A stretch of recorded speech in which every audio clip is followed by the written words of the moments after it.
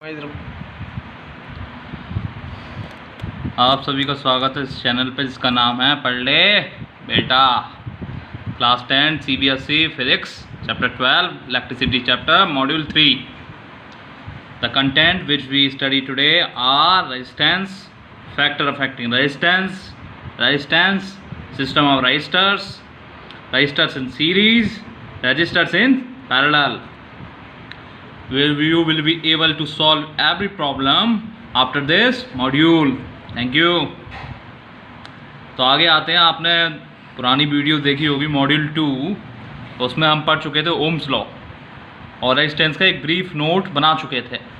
फिर भी हम एक बार और शुरू करते हैं। रेजिस्टेंस क्या? रेजिस्टेंस, रेजिस्टेंस माने लिटरल मीन क्या होता है? किसी का अपोज करना। क्या होता है लिटरल मीन इसका? अपोज करना। इसीलिए इलेक्ट्रिसिटी में ये कहते हैं इसे, it is an intrinsic property of a conductor to oppose the flow of electric current through it. क्या इंट्रिंसिक प्रॉपर्टी है किसकी? ये कंडक्टर की। क्या अपोज करने के लिए? इलेक्ट्रिक करंट जो उसके थ्रू पास होती है। तो एक बार फिर दोहराएंगे, it is intrinsic property of a conductor to oppose the flow of electric current through it. समझ लो, अगर ये करंट भैया हैं, कौन है ये? करंट भैया। कौन है? अरे बोल भी दो भाई। करंट भैया। अगर ये आई हैं, एक रोड पे जा रहे हैं, तो वहाँ पे पत्थर लगे होंगे, कुछ और लगा होगा, तो यही रेजिस्टेंस है। करंट भैया को रोकने के लिए कौन लग रहा है? रेजिस्टेंस। Very good. तो रेजिस्टेंस है, it is a intrinsic property of a conductor to oppose the flow of electric current through it. ऐसा unit ohm. What is ohm? Represented by omega. Represented by omega. हमें ohm's law पता है। Ohm's law क्या कहता है? B is directly proportional to current and we can mathematically write it as V equal to IR. So we can also right R equal to B upon I, where B is potential difference and I is current. So if anyone ask you what is 1 ohm, so then you can write 1 ohm is the resistance created by conductor when 1 ampere current is flowing between a potential difference of 1 volt. Means आप मान लीजिए एक circuit है। क्या है? Circuit जिसमें आपका कोई लोड लगा हुआ है। उसमें आपकी एमीटर क्या? जो करंट को मेजर करे, है ना? जो करंट को मेजर करे। और एक आपका वोल्ट मीटर लगा हुआ है। तो अगर आपका अमीटर 1 एम्पियर दिखा रहा है और वोल्ट मीटर 1 वोल्ट दिखा रहा है, तो वहाँ पे रेजिस्टेंस, लोड रेजिस्टेंस क्या होगा? 1 ओम का। तो हम इसे लिख सकते हैं 1 ohm is a resistance created by a conductor when 1 ampere current is flowing between a potential difference of 1 volt. मुझे लगता है आपको पता चल गया होगा, आपको समझ गए होंगे। हम लिख सकते हैं 1 ohm is equal to 1 volt upon 1 ampere. ठीक है, अब आगे बढ़ते हैं। अगला टॉपिक हमारा क्या था? Factors affecting the resistance. Factors affecting the resistance. तो अब हम पढ़ेंगे factor on which resistance of a conductor depend. इसके लिए एक एक्टिविटी देखते हैं। पहले सबसे पहले आप देखते हैं कि अगर कोई ये सर्किट है, ये कोई लोड लगा हुआ है, ठीक है, एक वायर लिया आपने किसी भी चीज़ का, ये वायर ले लिया, इसका रेजिस्टेंस अभी R है। क्या है? R है। लेकिन आपने देखा कि आपने अगर इसकी लेंथ बढ़ा दी, अब मान लिया आपने इतना बड़ा वो ले लिया, ये क्या था? L का, ये क्या था? 2L का। तो आपने क्या देखा कि रेजिस्टेंस इसका 2R हो गया। अगर आपने और बढ़ा दिया, 3R कर दिया, 3L कर दिया, इसका रेजिस्टेंस 3L हो गया। और कर दिया, एक और बढ़ा दिया, अब इसका लेंथ 4L हो गया, तो इसका 4L हो गया। इसका रेजिस्टेंस कितना हो गया फिर दोबारा? 4R हो गया। तो आप देखते हैं कि रेजिस्टेंस डायरेक्टली प्रोपोर्शनल किसके हो जाएगा? लेंथ के। कि अगर आप लेंथ बढ़ाएंगे तो साथ में उसका रेजिस्टेंस बढ़ता जाएगा। जब आप लेंथ बढ़ाएंगे तो साथ में उसका रेजिस्टेंस बढ़ता जाएगा। आप देखते हैं जब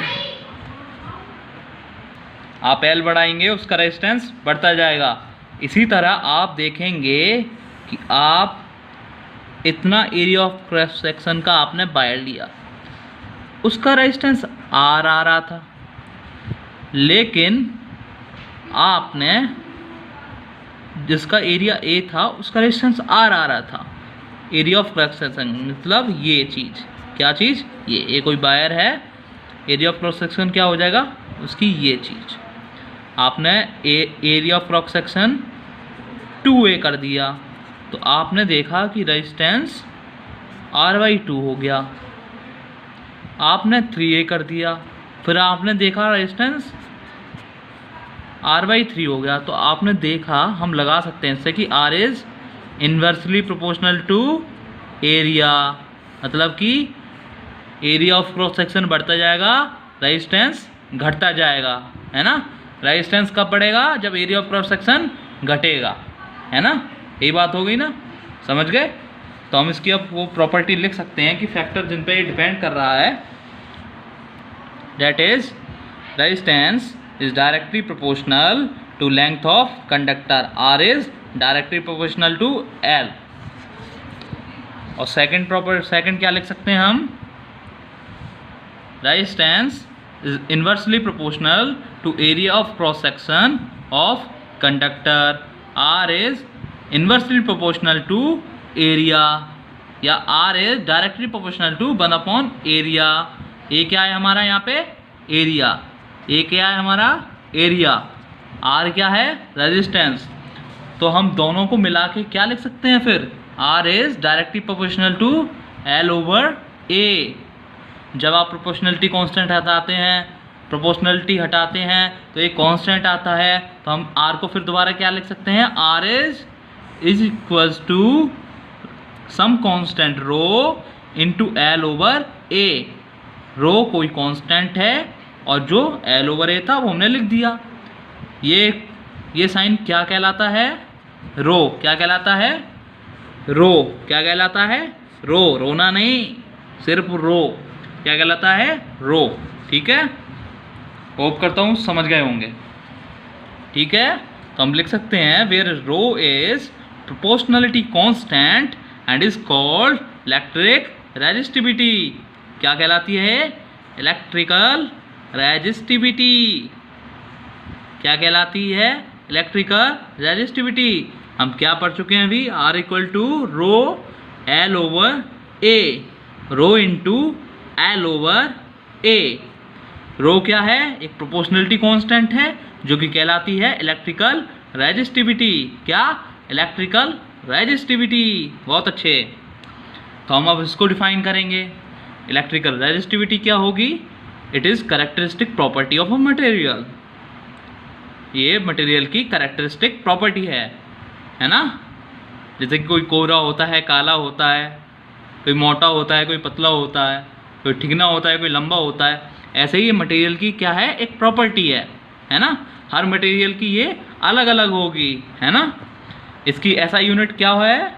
ओम मीटर। क्या होगी? ओम मीटर। क्या होगी? ओम मीटर। और आप पूछेंगे, एक क्वेश्चन है फिर मेरा कि resistance and resistivity depend on temperature. Does resistance and resistivity depend on temperature? हाँ, इसका आंसर क्या होगा? Yes, resistance and resistivity depend on temperature. Temperature बढ़ेगा, रेजिस्टिविटी और रेजिस्टेंस चेंज होते जाएंगे, जो कि आप आगे की क्लासों में जाके पढ़ेंगे।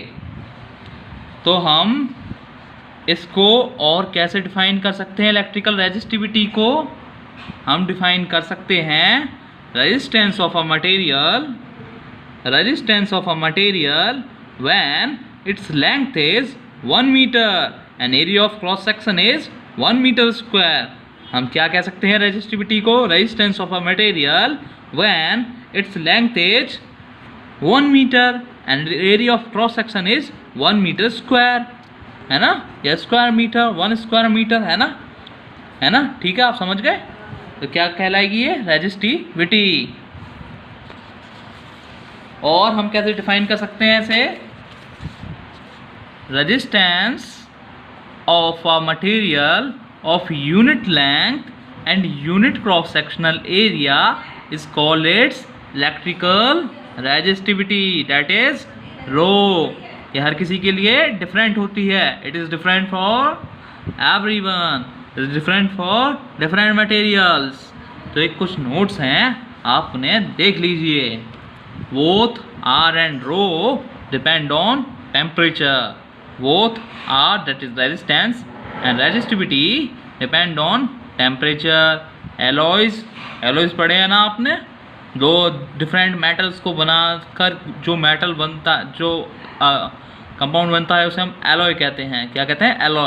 Alloy has generally more resistivity than metals. इसीलिए आपने सुना होगा इनका हम हीटिंग डिवाइस में यूज करते हैं, है ना? आपने देखा होगा हीटिंग डिवाइसेस में कॉइल लगी होती है, जैसे कि आपकी इलेक्ट्रिकल प्रेस होती है, आपका हीटर होते हैं, जो रूम हीटर होते हैं, उनमें कॉइल लगी होती है। वो किस मटेरियल से बनी होती है? कॉन्स्टेंटाइन या निक्रोम से। किससे? Constantine and nichrome. ठीक है, अब हम एक न्यूमेरिकल करेंगे। क्या करेंगे? न्यूमेरिकल। अब हमारा क्वेश्चन है, a wire of given material having length L and area of cross section A and has a resistance of 4 ohm। तो हमारे पास क्या दे रखा है? What is the length of conductor? बोलो भाई, what is the length of conductor? L। area of cross section A, resistance 4 ohm। ठीक है, तो हम फॉर्मूले में क्या लगा सकते हैं?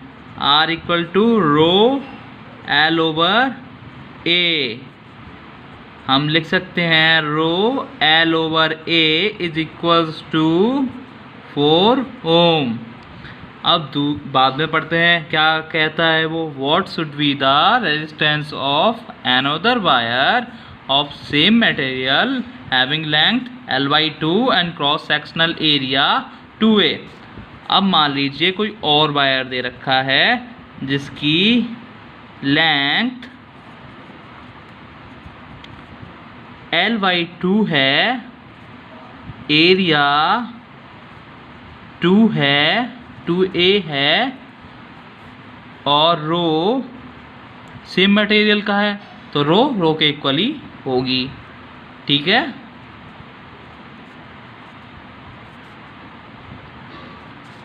तो हम इसका रेजिस्टेंस कैसे निकाल सकते हैं? हम लिख सकते हैं, आपने फॉर्मूला पढ़ा था अभी ऊपर, R equal to rho over LA। यहाँ पे क्या है? L2 A2 रो 2 और ये R2।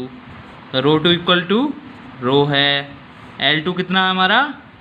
L/2, है ना? और हमारा A2 कितना है? 2A। इसको सॉल्व करके 2 नीचे चला जाएगा तो हमारे पास कितना बचेगा? Rho L over 4A। हम इसे कैसे लिख सकते हैं? R2 equals to rho L over A into 1/4।